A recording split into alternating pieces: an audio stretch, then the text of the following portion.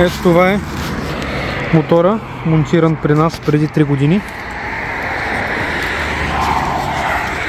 Той е с магнити, като този магнит оказва кога да спре от единия край на вратата и от другия край има пак същия магнит, който оказва начало и край. С задното колело и гребена, който е хванат зад долния профил на вратата. Ето го, на този принцип.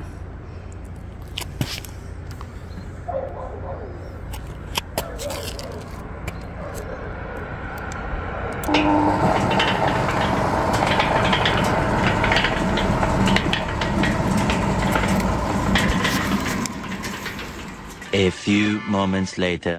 Това е комплектоването на самия мотор. Два ключа за отключване, после ще ви покажете за какво са. Двата магнита за начало и край. Долна планка за монтаж, върху която се монтира вече двигателя. Държачи за магнити, анкерни болтове, крепежни. Така, общо взето пълен комплект. Така, това е мотора в отворен вид, в разглобен вид. Това представлява шината, която предлагаме. Тя е 1 метър. В комплекта, по принцип, стандартния комплект е 4 метра. Има 4 броя шини по 1 метър. Като може да закупите и допълнително от нас може да намерите в нашия сайт, колкото ви трябват общи. Спокойно може да движи до 600 кг врата. Поне така го дадат по спецификация, тази, която е нашата доста по-лека. Дистанционните в кутията са две в комплекта стандартния, който е. Като може да закупите и допълнително още колкото са ви необходими. Самия мотор може да обучи до 30 дистанционни. Така, как става? Ето го, от тук затваря. Този бутон е за стоп. Спира и от другия край връща наобратно.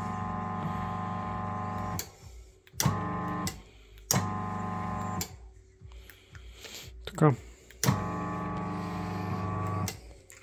Има изход на 220 волта за сигнална лампа, която свети когато мотора работи, т.е. вратата се отваря и затваря. Ето тук се свързват. Това е магнита. Магнитното поле. В случая работи на този принцип. Вратата се движи, идва тук, спира. Отива до другия край, другия магнит идва задния, так, пак спира. На този принцип. Това е магнитното поле. Така, обучаването на нови дистанционни, как се случва? Ето това е ново дистанционно, тези двете съм ги оставил. В момента виждате, че натискам, лампичката свети, но не реагира двигателя, защото не е запаметен кода на дистанционното към платката. Тоест антената хваща сигнала като мегахерцове, разпознава радиосигнала, но не реагира. Трябва да се обучи как става това. Ето това копче се натиска, докато спре да свети лампата на платката. Дават го за 2-3 секунди. Ето, спря. И сега в момента задържаме, което и да е копче от дистанционното. Аз винаги го правя с дясното. Опа, изпуснахме момента. Момент, повтаряме.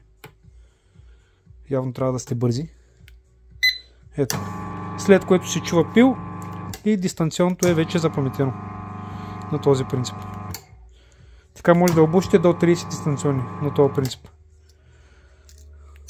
Това е наляво, надясно, тук спирате. Така, каква е идеята на самия ключ? При спиране на тока вратата не може да се движи. Дори да натискате, зъбното колело е блокирано и няма как да движите вратата. Трябва да освободите от тук. Така, на този принцип. В момента вече може да бъдете на ръка.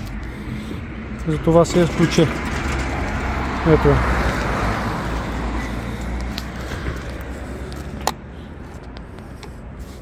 При затворено положение ето го, блокира и повече не може. От тук нататък пак с ток. Това е схемата.